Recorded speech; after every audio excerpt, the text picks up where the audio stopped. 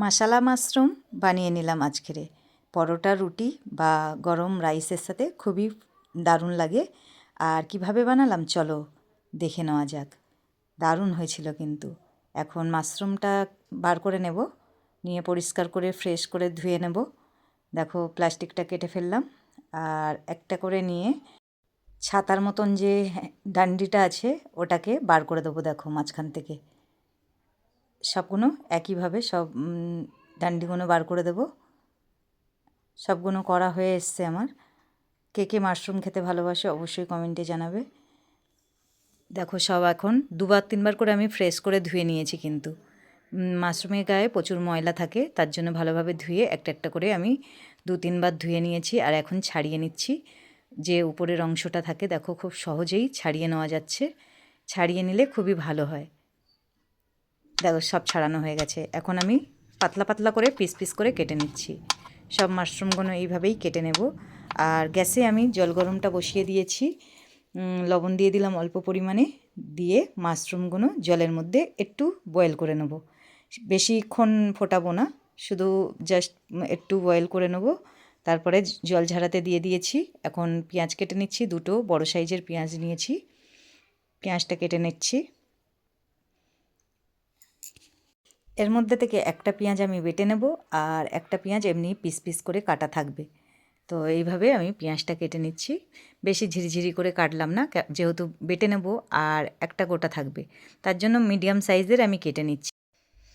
এখন পেঁয়াজটা কাটা হয়ে গেছে। 2টো টমেটো নিয়ে নিলাম, নিয়ে এটাকেও বেশি পাতলা পাতলা কাটবো না, একটু মানে কেটে নেব, যেহেতু বেটে নেব আমি সব মশলাগুলো, তার জন্য আমি বড় বড় করেই পিস করে নিচ্ছি।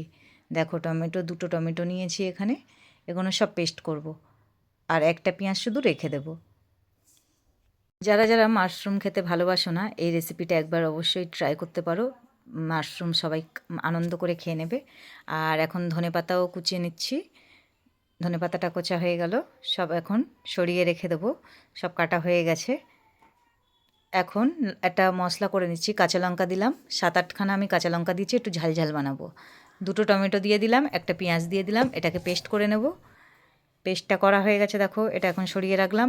আর এখন মাশরুমটা নিয়ে নিলাম, জল ঝারিয়ে রেখেছিলাম। এখন টক দই দিয়ে দিলাম 2 চামচ পরিমাণে, আদা রসুনের পেস্ট দিলাম 1 চামচ, ধনে পাতা কুচি, স্বাদ অনুযায়ী লবণ, জিরে গুঁড়ো 1/2 চামচ, হলুদের গুঁড়ো অল্প একটু, আর দিলাম 1 চামচ কাশ্মীরি পাউডার। দিয়ে সব কিছু ভালো করে ম্যারিনেট করে নেবো। দেখো এটা ম্যারিনেট করে একটু রেখে দিয়েছিলাম, 10 মিনিট মতন রেখে দিয়েছিলাম। আর এদিকে ফ্রাই প্যানে সর্ষের তেল একটু বেশি পরিমাণে দিয়ে দিলাম, দিয়ে একটা পেঁয়াজ যেটা ছিল সেইটা দিয়ে দিলাম। একটু বড় সাইজের আমি কেটেছি যাতে ভালো লাগে মুখে পড়ে, তার জন্য সেইভাবে আমি বড় একটু পিস রেখেছি। একটু ভালোভাবে ভেজে নিতে হবে পেঁয়াজটাকে। এই মাশরুমটা বানিয়েছিলাম, কিন্তু টেস্ট অসাধারণ হয়েছিল। একবার ট্রাই করতে পারো। আর এখন মশলাটা দিয়ে দিলাম, বাটা মশলাটা। পেঁয়াজটা ভাজা ভাজা হয়ে গেছে দেখতেই পাচ্ছ। আর মশলাটা দিয়ে দিলাম, দিয়ে এটাকে কিছুক্ষণ কষতে থাকবো। কষে নেবো যতক্ষণ না তেলটা ছেড়ে দেয়, সেইভাবে কষতে থাকবো। একটু সবাই কমেন্টে বক্সে জানিও ভিডিওটা কেমন হয়েছে। মাশরুম কিন্তু খুবই উপকারী।